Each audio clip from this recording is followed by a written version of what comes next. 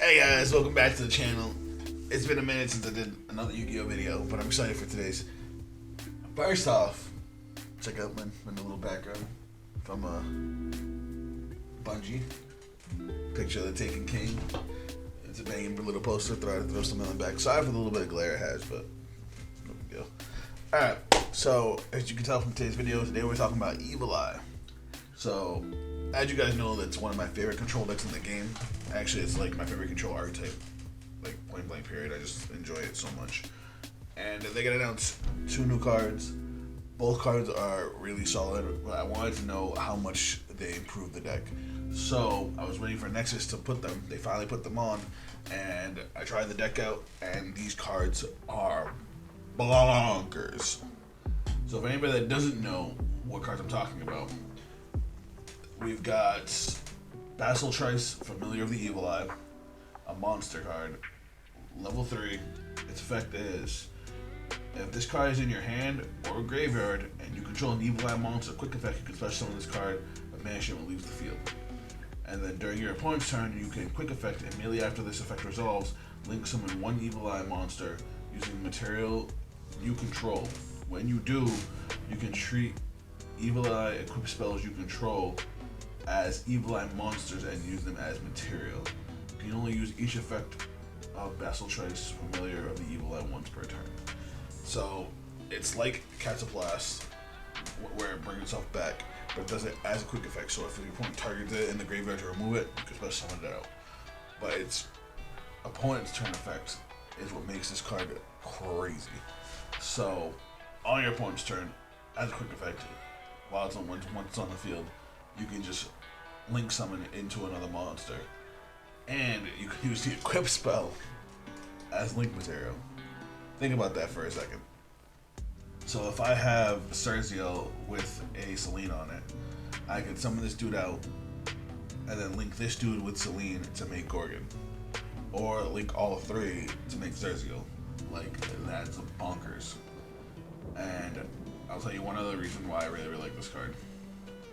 Well, real quick, we'll talk about the second card. The second card is a normal spell card called Evil Eye Resurrection.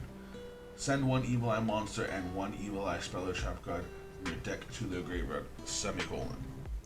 It's the effing cost to send a monster and a spell card to the graveyard. What? But the actual effect is to add 1 Evil Eye equip spell from your deck to your hand, comma, also for the rest of the turn, each time you activate a non-Evil Eye card or effect, you lose 1 to life points. That's supposed to be the downside of the card. What? And it also has a graveyard effect. If you link summon an Evil Eye monster, comma, you can banish this card from your graveyard, equip 1 Evil Eye spell card from your graveyard to 1 Evil Eye link monster you control. You can only use each effect of Evil Eye Resurrection once per turn. Bro, what? So, this card not only is a super foolish, because you get to dump 2 cards to the graveyard as cost, so it can't be ashed. It adds you 1 Evil Eye equip spell card, so you immediately get Selene. Sure, for the rest of the turn, you can't, any non-Evil Eye effects you activate cost you 500, but honestly, how many non-Evil Eye effects do we use in a turn? And then if you link summon, you get to attach an Evil Eye spell from the graveyard. What's crazy about these 2 cards together is we just can realize we can make a link monster on our opponent's turn. So we can summon out Basel Trice, make a link monster with it, and then use Resurrection to equip an equip spell on our opponent's turn. I saw this, and the first thing I thought, I was like, okay, cool, we have a Gorgon on the board. Our opponent goes and manages to pop Selene. That's usually pretty sucky for us. But now we can respond with Basel Trice, summon out Basel Trice, link into another Gorgon, and then use Resurrection to re-equip Selene from the graveyard during our opponent's turn. Now they have to pop it again to get through the protection. Or, if we used a Gorgon's effect to negate a monster effect, since it's only once per turn, we can then summon out Basel Trice equipped in a Zerziel, and now we have Zerziel's pop while still keeping the protection from Selene. Like, these cards are so freaking cool. For anyone that wants to know that, that stuff comes out in the next set. I think it's the next set, Photon Hypernova. I'm definitely gonna be getting and placing both of these cards. Though the build I actually tested to only use one copy of Basel Choice, I'm definitely still gonna want a place another card. This is the build, real quick, that we're going to be. This is the build right here that we're going to be showing off today. I played it in quite a few matches. I played against Sprites. I didn't run into a Terrellins player, but I did record this really good cool match against an Alistair Dogmatica branded player, and that match was pretty dope. So I figured I'd show that one off to you guys real quick. So if you guys know the gameplay, please drop a like, subscribe if you're new. Well, let's jump in and check it out.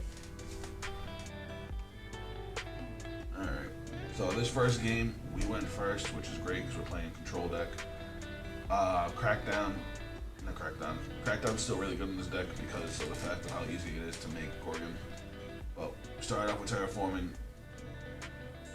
grab our field spell, play our field spell, search Celine, search Sergio. Now, I wanted to get fancy here because I wanted to show off a little bit. We use Sergio instead of grabbing. Normally, I would grab Basilisk, play Basilisk, dump a card, and continue doing Gorgiano to search. Instead, we decided to go with trying out Resurrection. Resurrection here, we dump Gorgiano so we can get a search. We dump Basel Trice to set it up for later. And then we add another equip spell, even though we don't need to because we already have Celine. So maybe going Berserk might have been the better option. Well, we added a second copy of Celine, even though we don't really need it. I did think about adding the Gorgiano there, just to gain the extra attack points. So now any non-Evil Eye spell, trap card, any non-Evil Eye effects that we activate would cost us 500, but use Gorgiano, ditch a Celine since I already have another copy. I should have added Resurrection here to be able to summon from the deck, but my bad. Instead, we got Retribution just so we have the spell and trap negate. Now, never sleep on Sergio. It's still a solid card if that's what you want to end on, because it can still pop a special summon monster once per turn. So we end up setting 3 and then equipping Celine. And we still have Basel Trice in the grave, so we can summon Basel Trice on our opponent's turn to make it to a Gorgon whenever we want. So I was feeling pretty safe, especially with 3 back row.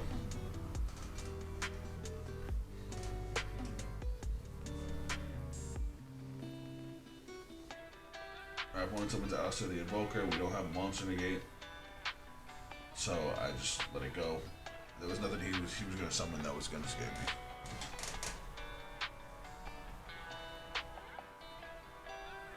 But he does this, which kind of pissed me off. Super Poly, discarding a card and fusing our Sergio with Alistair. And he makes Kaliga. Kaliga says that both players can only activate 1 monster effect a turn and only attack 1 monster per turn. Solid card, but on end phase we end up using Crackdown on it. And why do we use Crackdown on it? Because Gorgon only needs 1 Evil Eye monster, and then its second material can be anything. So we end up summoning Medusa. Medusa gets us back Celine. Obviously we can get something else since Celine can recur itself, but why pay the life points when we don't need them? So I special summon Basilisk. I wanted to use Basilisk's effect, but I forgot that Kaliga blocks us. Because while Crackdown stops me from activating the monster's effect, Kaliga's continuous, which kind of sucks. So we link off Kaliga and Basilisk. We get our Gorgon.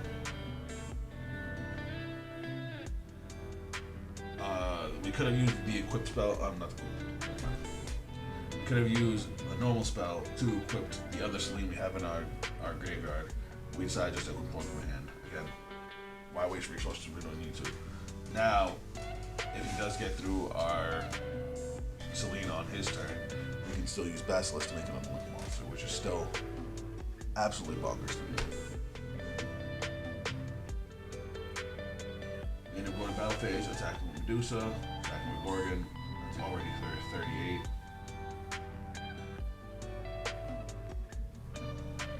There was a small misplay I make in the next game that I'll explain, but I do realize there's a small restriction on these cards, which kind of sucks.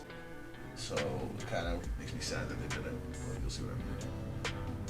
But if it went for this one problem, I could have basically won this turn.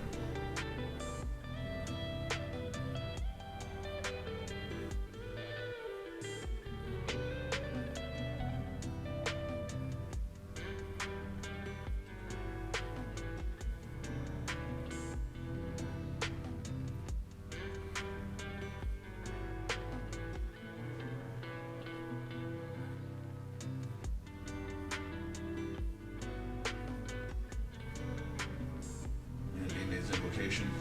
Once it goes to airtime, we can get invocation with our retribution. Cool thing about retribution is obviously when you have Celine, its second effect is it can't be negated. Oh, that was once we negated invocation, that was the end of the duel.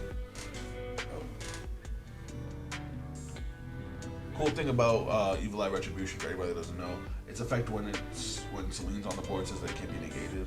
Now, when I first thought that, I thought, you know, if our opponent has Solemn Judgment, but it needs counter traps, so that wasn't really that big a deal. But apparently, if there's a blanket effect that negates trap cards, it still can't be negated. Like, if you have Celine on the board, you can actually use it to World of Creed. You can use it in an imprep column, and like that. So that's actually pretty cool to know. Alright, on to game two. Game two, our opponent chose to go first. We sided in Latias just to kind of try and block some of his combo attacks. His combos with Banishing Alistair and whatnot. We never see it, and it didn't matter, because I don't know if he sided in the branded package or if he just saw it this time, but he plays all the branded package. He does side against us though, and it doesn't matter. Alright, he starts off with branded opening, discarding Lancia. That's how I know he sided against us right there. Searches out Albert. Albert gets branded fusion. We have no hand trap, so we just let it. He just goes off. Makes a little bit of an awkward board.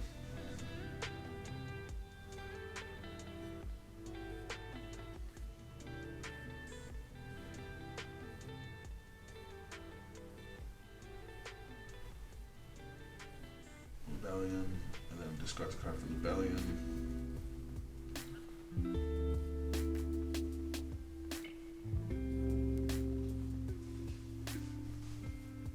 I don't even know what card that was. Sends the Albert and the Albaz back to deck. Masquerade's a good card. Especially since this deck also we burn up our own life points. So this was a pretty solid move. But we summon Sergio, use Sergio's effective search. And we grab Resurrection again because we want to show off a little more with it. Definitely not something we needed at all. So we have pretty much everything we needed already in hand. But we send Gorgiano, send Basel Trace. Opponent drops Lancia, so we can't use the Gorgiano anymore. But because of our hand, we don't need to do anything.